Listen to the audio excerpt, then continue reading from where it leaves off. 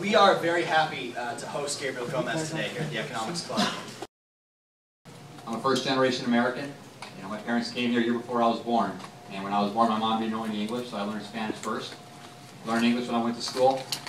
And from a young age, I saw how this country embraced my parents and gave not only them a chance at the American dream, but gave their kids, me and my two brothers, a chance at the American dream. And I wanted to give back from a young age. Applied to the Naval Academy, graduated from the Naval Academy, went to flight school, became an aircraft carrier pilot first. I was flying on aircraft carriers for a while. This will tell you how old I am. You guys weren't even born back then. Top Gun had just come out. So it was pretty cool to be a pilot back then when Top Gun came out. And Maverick and Iceman were already taken, but it's call signs, but I was just Lieutenant G back then. And even though I was having a great time, I had this sense that I wanted to have like a bigger challenge, and I didn't want to look back and have any kind of regrets. So I applied into the SEAL program. All my buddies and my command officers were quick to tell me, less than 1 in 5 who started make it through. The Navy was very clear with me and said, if you don't make it through, you can't come back and fly, you're going to lose your pilot status. And like I said, I didn't want to have any kind of regrets. So I did anyways. I was class leader of Bud's Class 181. Had a phenomenal time in the Navy and the SEAL teams.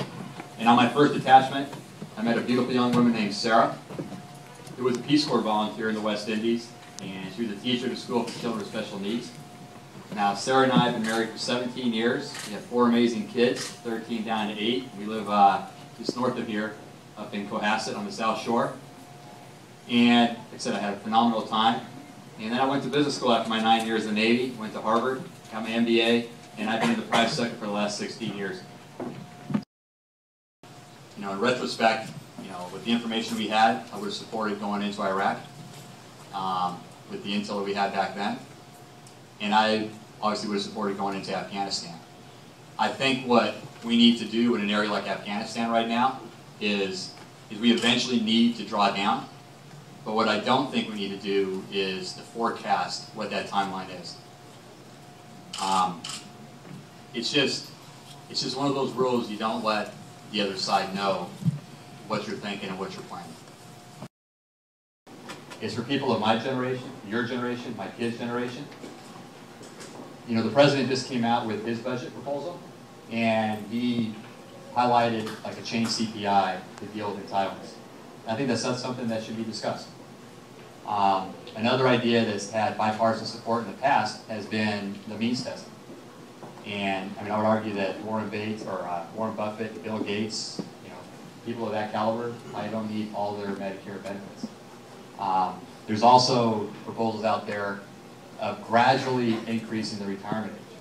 And again, this is for people of my generation, your generation, my kids' generation, where you do it by a month per year for 24 years, and after that, you increase it effectively 2 years over a 24-year period.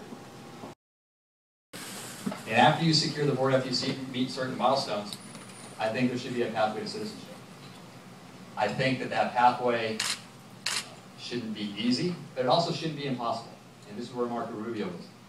I think that that the 12 million undocumented workers that they're talking about shouldn't get any special privileges. They shouldn't cut in line. It's not fair.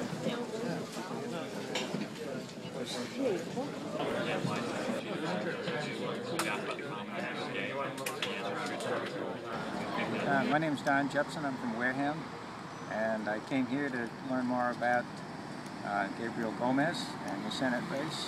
I had a chance to talk to him at a question period at the end. I found him accessible, and I think the man would be a very good candidate, or is a good candidate for the Senate, and I hope he wins.